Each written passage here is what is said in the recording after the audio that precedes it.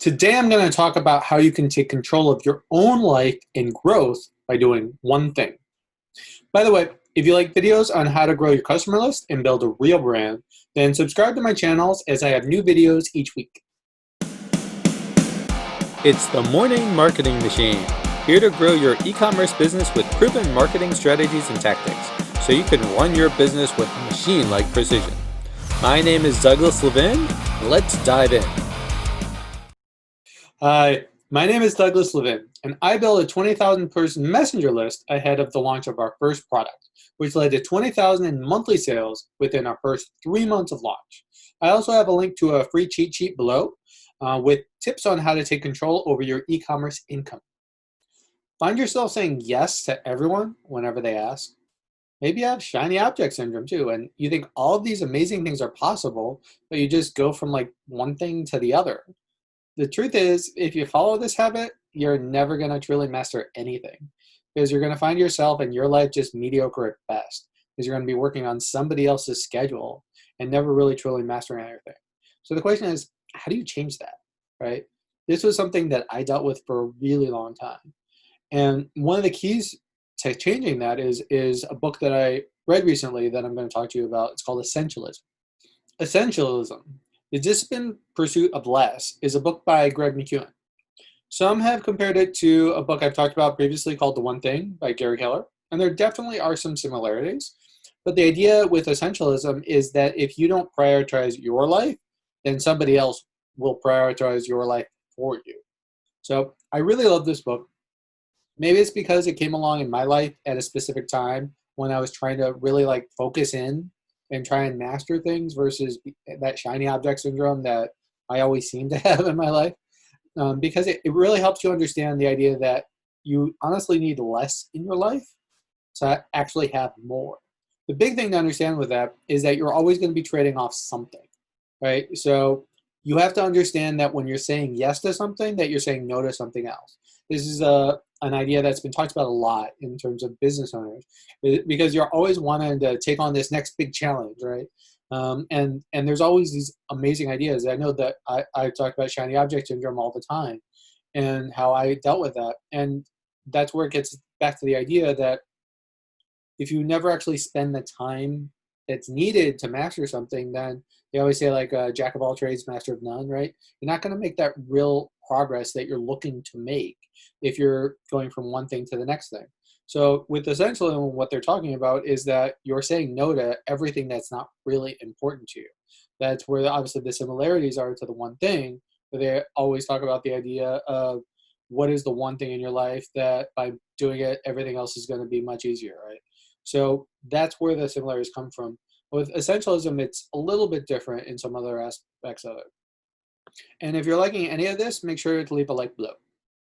One of the other great things in terms of the essentialism book is that there's something they talk about called the 90% rule. So you kind of think of it as your criteria for making a decision, right? We talked about the idea of shiny object syndrome and going from one thing to the next, right? So this, what essentialism is great for as well is the idea of cutting other things from your life that aren't really important. So the example I think that they talked about is the idea of your closet. So you're going through a bunch of different clothes that you haven't worn in years, and you want to ask yourself, on a scale of 1 to 100, how would you rate this in terms of keeping it? And if it's below a 90, then you're going to dump it, right? It's not something that's worth having in your closet. And this thought process goes to every part of your life. So when you get back to the idea of what are you going to say yes to and what are you going to say no to, then you're going to use that 90% rule. So is this amazing opportunity that just came along that is a shiny object? Is this something that I would rate on a scale of 1 to 100 as a 90 or above? If it's not, I love it. It's a great idea, but unfortunately, it's something I got to say no to, right? Because I'm only focusing on this 10% from 90 to 100, right? That 10% that really, really matters to me. And that's where I'm going to have the disciplined pursuit for less, right? I'm going to just go all in on that and kind of learn from it, right? Versus trying to be that shiny object and just doing everything else. So this is going to help you say no to all those kind of casual commitments that come up where you want to please everyone all the time. I know that's one of the things I struggle with a lot. is there are some people out there that are pretty much like, I don't give a crap about you. I got my thing to do. I've always been somewhat like what I say, a people pleaser kind of like mentality, right? And it's hard when you're doing business because if you keep saying yes to everything, then you're not going to make any progress in your own life and your own business. So this helps you, like for those type of people out there like me, where yes, business is about building relationships, but you also have to understand what the biggest priority is in your life and what you need to double down on. And while it's going to be great, say, oh, well, there's this great thing and great potential partnership that comes up. If it doesn't align with that 90% rule, then I'm sorry, it just doesn't work, right? And ultimately what they say in the book as well is that eventually you'll be respected even more because you're not just saying yes to try and be people please people. You're actually looking at it from the perspective, does this help? Like, is this something that I can really go all in on? And this is something I think Warren Buffett had talked about before. I learned about this from one of my mentors, Brian Bowman. He talks about this quote all the time.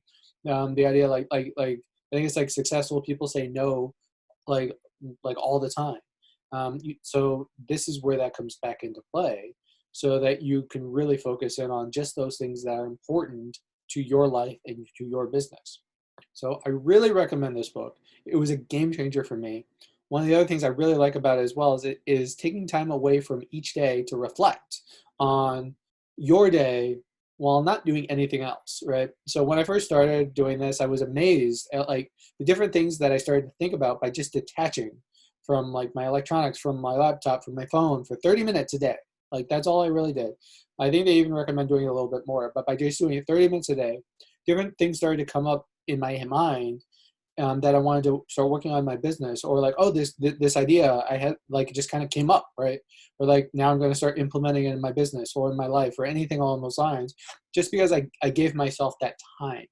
And I'm convinced that these connections, they wouldn't have happened if I just was working the entire day that I would have normally worked, right?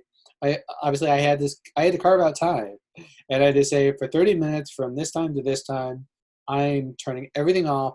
I'm not going to talk to anybody. I'm I don't really care what other people have going on right now. For these 30 minutes, I'm getting away from everything, and I'm just going to think. And it's something that doesn't happen that much anymore with in this age of social media, of all of these electronic advancements that have happened, where we always have to have our phone on us, or always have to be doing something. And especially us as business owners, when we're on our computers all the time, and it's specifically e-commerce as well. So to just say, I don't care what's going to happen. I'm going to take time away for 30 minutes, and I'm just going to think. And that's when a lot of the big things can happen in your life, in your business. Because, okay, yes, there's always going to be fires you're going to have to put out, but I don't care, right?